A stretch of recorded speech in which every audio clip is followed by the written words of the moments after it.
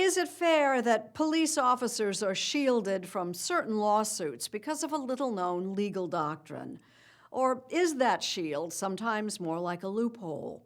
Our cover story is from senior contributor Ted Koppel.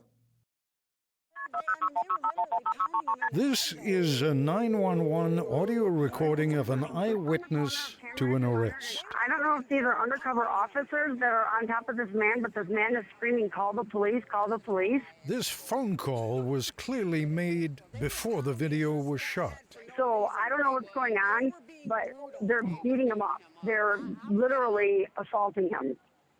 The guys on top are, in fact, undercover cops. The shirtless guy is a criminal suspect. Emphasize suspect.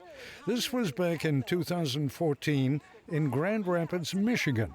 James King just had the stuffing knocked out of him because he bit one of the cops. I bit the officer on the arm because he put me in a chokehold and I blacked out. And when I came to, that was the only thing I could do to save my life at the time. And then what happened? He let go eventually, but then he proceeded to punch me in the head until I couldn't move anymore. Which brings us to what may be the central argument for a legal doctrine known as qualified immunity. You don't want law enforcement officers taking down a potentially dangerous suspect, worrying about the possibility of a civil lawsuit. I'll let Jack Collins explain. He was general counsel for the Massachusetts Chiefs of Police Association for more than 40 years. It comes down to police officers say, tell me why it is that I have to make this quick decision, use the best information I have, and if later on somebody finds that I made a mistake, I may lose my house, my pension. James King and the actual suspect didn't really look much alike, but, well, mistakes do happen. I didn't make it more than 5 steps and I was tackled. James can tell you all about that. He was working 2 jobs back in 2014 and was on his way from one to the other. 2 gentlemen, scruffy-looking guys, backwards ball caps, came up to me and said, "Hey, who are you?" And I said, "Hey, I'm James. What's up? What's going on?" And the first guy asked, "Is that your real name?" And I said, "Well, yeah, of course that's my real name." And then the other guy stole my wallet out of my pocket. James confirms that they had badges around their necks, but he thought they were fake. Police say they were checking for his ID when one of them took his wallet. That was the moment where I thought I was being mugged, and I turned to run, and a fight ensued, and I started to yell for the police. But as a consequence of your fighting back against what you think is a mugging, you are now accused of assaulting a police officer. I did for 9 months felt like I was living in a nightmare and unsure of whether or not I was going to go to prison for a crime that I didn't commit. James King was lucky, even luckier, he says, because he is white. My criminal trial attorney, one of the first things he said to me after I told him what happened, he looked me in the eyes and he said, "If you were black, they would have killed you." I knew he meant it, and that has always stuck with me. So, to repeat, James was lucky. A, because he's not dead, and B, after legal proceedings that dragged on for many months, a jury found him not guilty of assaulting a police officer. When I spoke with my criminal attorney, he told me, this thing happens more than you would hope, and most of the people that try to fight these things don't win. Many people that have had happen to them what happened to me, they're in jail right now or worse. But what about the arrest that set all of this in motion? Couldn't James sue law enforcement for damages? Well, he could, and he did, and attorneys for the cops invoked qualified immunity. Jack Collins provides legal advice to police agencies. Most cops, quite frankly, don't think about qualified immunity. They have no idea what it's about, and they just know that basically, by and large, when I make a mistake, I'm not going to get sued and have my house taken. And in fact, in James King's case, a district court determined that the officers were entitled to qualified immunity because, given the circumstances, their actions were reasonable.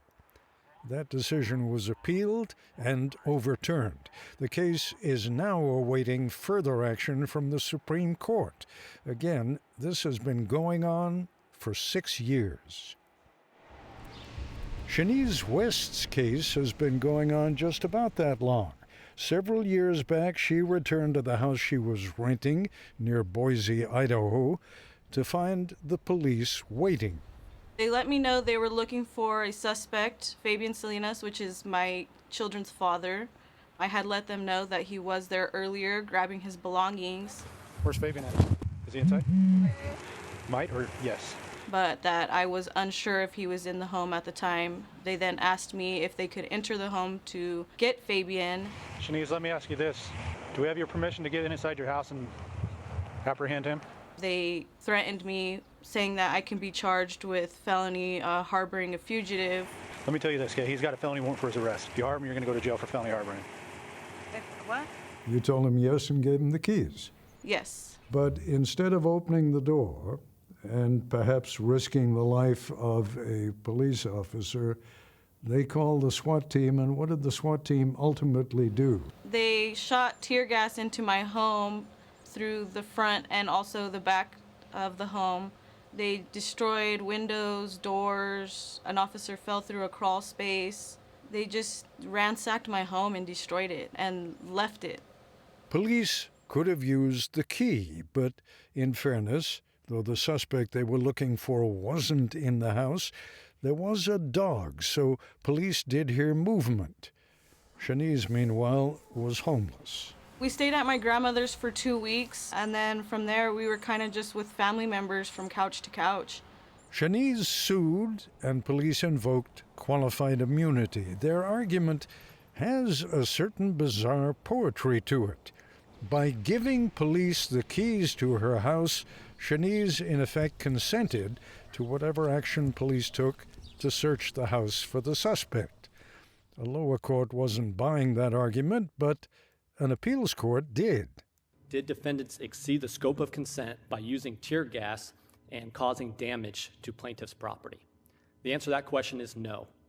The Supreme Court has declined to hear the case, so Shanice, it appears, is out of legal options and out of luck.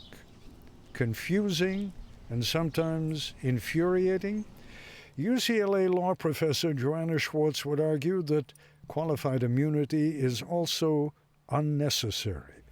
When I looked at almost 1,200 cases that were filed around the country, I found that a small proportion of those cases, less than 4%, were actually dismissed because of qualified immunity. Qualified immunity flips the usual way of thinking about things on its head. That's attorney Robert McNamara. He's at the Institute for Justice, a nonprofit law firm that represented Shanice West and James King. Qualified immunity, he explains, can also apply when there is no previous court ruling on a case exactly like the one you're arguing.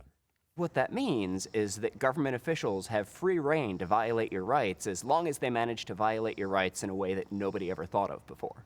So George Floyd's family, for example, if they were to ask for any damages from the city, in theory at least, qualified immunity could be invoked. That's absolutely right. The question asked in that case will not be whether it was right or wrong for those officers to act as they did. The question, as odious as it seems, is actually going to be, for purposes of qualified immunity, whether the jurisdiction already has cases about kneeling on someone's neck, and exactly how many seconds did the officer in that earlier case kneel on someone's neck. That's one enormously powerful argument against qualified immunity. Call it the outrage argument. But more to the point, if George Floyd's family gets a large financial settlement, it most likely won't be the individual cops who pay. Qualified immunity, says Professor Schwartz, isn't necessary to protect the police.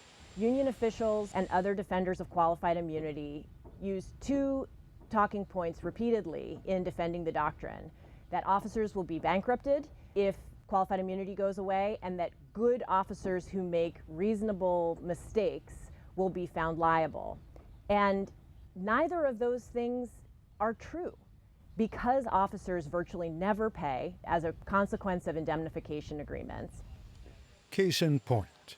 Earlier this month, the city of Louisville, Kentucky agreed to pay $12 million to the family of Breonna Taylor, who was shot and killed by police in her home. None of that money will be paid by the officers involved.